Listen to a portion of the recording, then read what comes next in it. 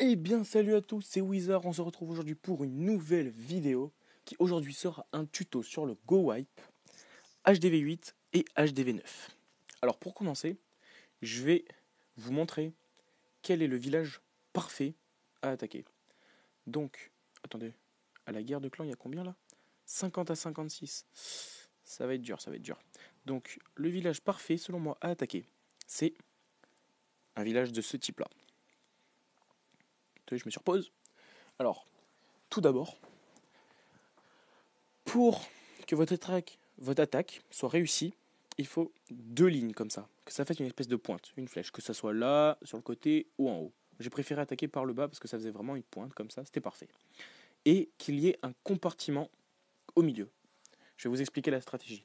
Donc pour les HDV8, vraiment qu'il y ait la flèche comme ça, et pour les HDV9, qu'il y ait les deux, parce que ça va vraiment être très important. Donc, voilà le type de village à attaquer. Ensuite, la composition. Pour les HDV8, il vous faudra 2 golems, 3 PK, 6 casse-briques, 13 sorciers, des Valkyries dans le château de clan de préférence, 3 sorts de rage et votre roi. Et un gobelin ou un archer pour remplir le trou. Et pour les HDV9, ça va être la même composition, sauf qu'il vous faudra 2 golems toujours, 3 PK, 6 casse-briques, 18 sorciers cette fois-ci, 18 sorciers, votre roi, votre reine, des Valkyries dans le château de clan, 3 sorts de rage et un sort de saut. Le sort de saut va être très important dans cette technique. Donc voilà. Donc je commençais à parler de la technique pour les HDV8. Donc je vais montrer le village que j'avais prévu pour les HDV8. Voilà, c'est celui-là. Non, pas celui-là. Oh. J'ai cliqué sur celui de mon pote. J'aime pas ce village. Donc pour les HDV8, vous n'avez pas le sort de saut. Donc ça complique les choses. Donc c'est pour ça que moi je préconise vraiment cette stratégie pour les HDV9. C'est vraiment le top aux HDV9. Alors, vous voyez ce village, je vais attaquer par en bas là. Et comme il y a un trou à côté du canon, mes 2 golems vont venir ici. Et ça, j'avais pas prévu. Donc c'est pour ça que je vais perdre beaucoup de temps. Et voilà. Donc la stratégie, c'est vous lancez d'abord vos 2 golems suivis des casse-briques. Ça, c'est primordial pour que vos casse-briques fassent des trous. Ensuite, une fois que vos 2 golems sont lancés et que vos casse-briques ont pété les murs ou que vous avez failli vos casse-briques, vous balancez une ligne de sorciers de chaque côté. Ensuite, une fois que les sorciers ont détruit les bâtiments, vous lancez vos PK pour éviter que les PK fassent le tour justement. Là, c'est un mauvais exemple parce que toutes mes troupes sont venues ici à cause de ces troupes de son château de clan à lui. Donc, j'ai dû mettre 2 sorts de rage vraiment collés. Donc, ça, c'est vraiment pas un très bon exemple. Là, oubliez le sort de saut. Là, j'ai mis un sort de saut, mais oubliez, vos troupes vont détruire ce mur et vous enragez vraiment au compartiment. Le roi est descendu à une vitesse de malade.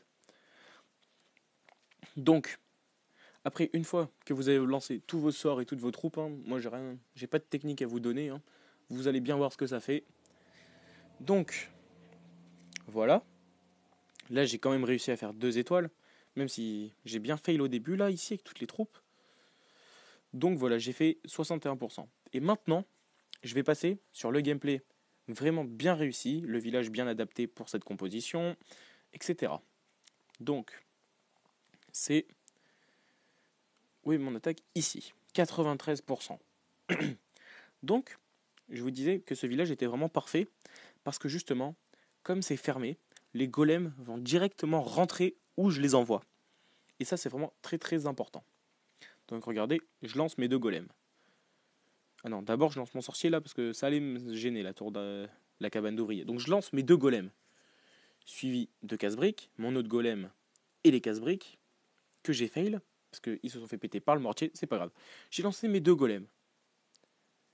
On vide pas les troupes du château de clan pour cette technique. Je sais que c'est bizarre parce que tout le monde dit vider les troupes du château de clan, mais là il y a tellement de puissance, PK, etc. Pas besoin. Parce que les troupes vont s'attarder sur le golem. Et donc vos PK, etc. vont tout casser. Donc regardez, mes sorciers ont détruit tous les bâtiments et j'envoie mes PK. Et là, on va envoyer un sort de rage de chaque côté. De chaque côté, on enrage. Voilà. Là, je vous parle de la technique vraiment pour HDV9. Donc là, vous voyez, tous les bâtiments sont détruits, on va dire. Enlevez le mortier parce qu'il ne va pas compter. Tous les bâtiments sont détruits. Et là, votre sort de saut qui va être très important, vous allez le placer au château de clan pour que vos troupes puissent rentrer dans, justement, dedans la zone là, dedans le compartiment du milieu. Regardez, j'attends un peu qu'il y ait toutes mes troupes là, que mes PK arrivent, hop là, je l'envoie. Mes sorciers, les golems passent, voilà, et là, dès que vos troupes sont au milieu, vous les enragez là. Vous voyez, mes sorts de rage, ils sont collés, ça fait, par exemple, ça fait un chemin de rage. Vous voyez, là, ça commence par ici, ça va par là, et comme ça fait un chemin en fait, ça guide les troupes enragées. Donc voilà. Et là, au milieu, ça fait vraiment gros carnage. Les bombes géantes 3, ça fait absolument rien. Il y a les Valkyries, elles font le taf. Mes sorciers encore. Là, mon PK qui est sur le côté. Il reste 7 Valkyries encore là. Encore une bombe géante, ça fait rien. La Valkyrie même pas morte. Bon là, maintenant si. Donc voilà. Après, maintenant, il n'y a plus que les troupes fassent le tour. Hein, donc j'accélère. Mais c'est vraiment primordial. Vous lancez vos golems de chaque côté du village, suivi des casse-briques, et vous lancez une ligne de sorciers de chaque côté. Une fois que tous les bâtiments sont détruits, vous lancez vos PK. Il faut vraiment respecter cet ordre, parce que si vous lancez les PK trop tôt, ils vont faire le tour du village, ils n'iront pas au centre, ça sera la galère. Donc une fois que vos troupes sont rentrées et que vous le voyez, vous enragez.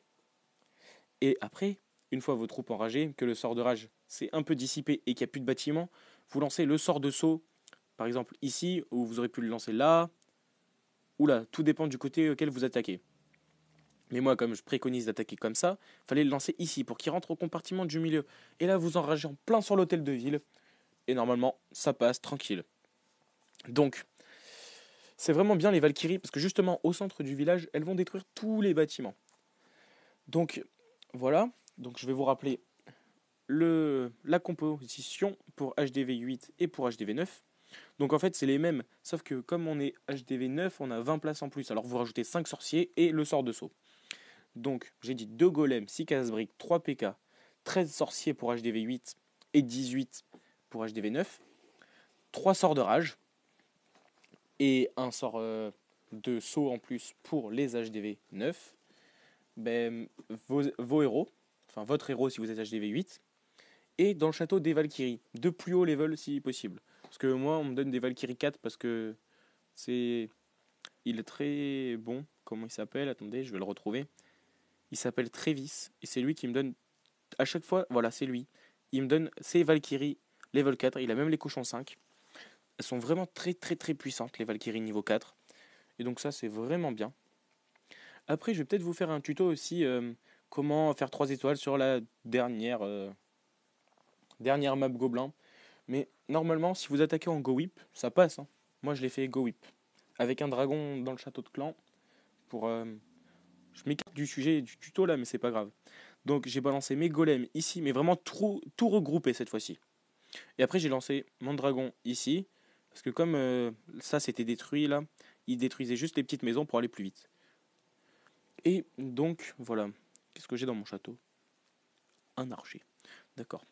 Donc, c'était Wizard. J'espère que ce tuto vous aura aidé à rusher ou à faire des étoiles pour vos guerres de clans.